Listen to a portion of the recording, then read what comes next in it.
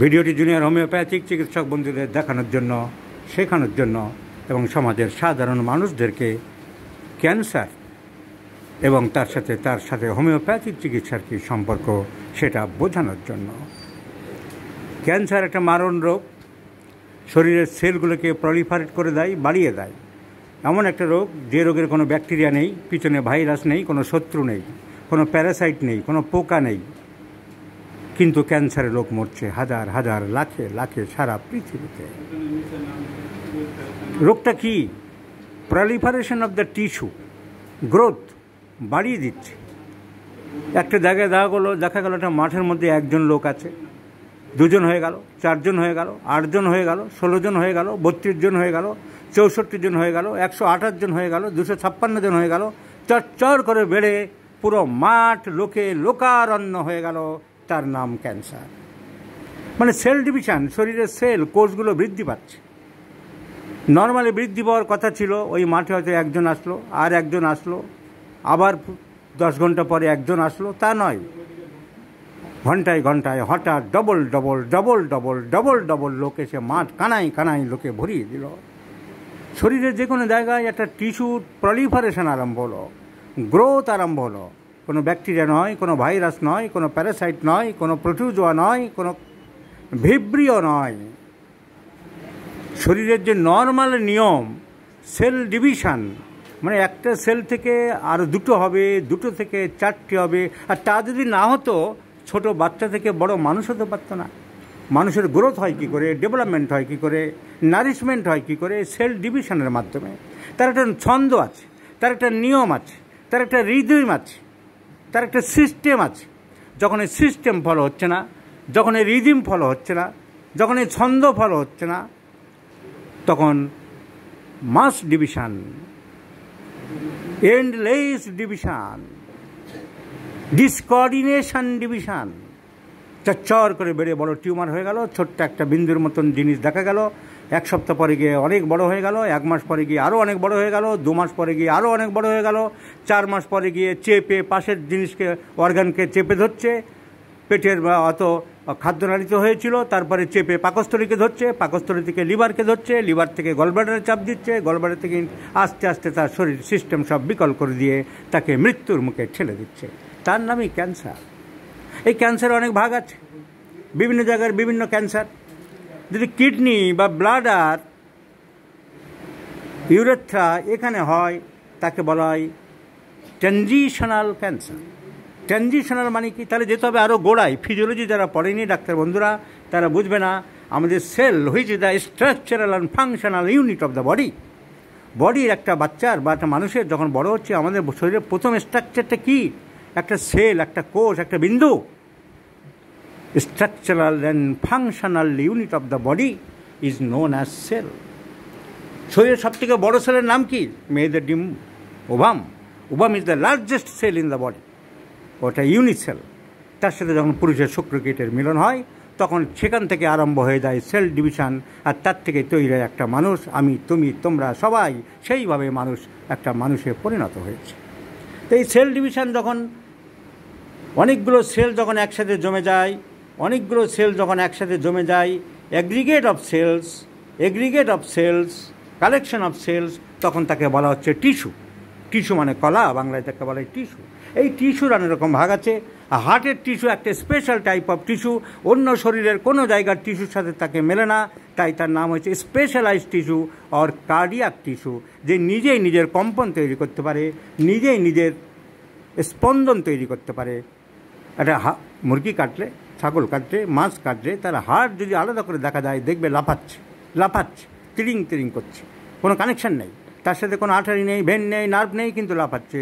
That means একে বলা হয় অটোক্রেট, সেলফ ফাংশনিং, নিজেই নিজের মধ্যে পরিচালনা করছে। কেন করছে, কী ব্যাপার, সেগুলো কারণ আছে। তাকে বলা হয় এসে নোড, ওর ভিতরে ছোট্ট নোড আছে বাদামের মতন, তাকে বলা হয় সাইনো অ্যাট্রিয়াল নোড।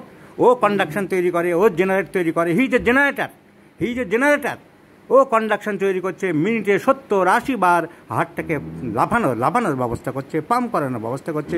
ও যদি ফেল করে, ওর ভাই আছে এভি নোড, অ্যাট্রিওভেন্ট্রিকুলার নোড, সে যদি ফেল করে বান্ডেল অফিস, সে যদি ফেল করে লেফট বান্ডেল, রাইট বান্ডেল, তারও যদি ফেল করে, তারপরে সূক্ষ্ম ফাইবার্স আছে, তার নাম হচ্ছে পার্কিনজি ফাইবার্স। এত ডিটেলস আমি যাচ্ছি না। This is the heart muscles, other tissue, heart tissue, cardiac tissue. Other tissue যেগুলো লম্বা দাগ, এখানে তো আমি সেই ফিজিওলজি পড়াতে আসিনি।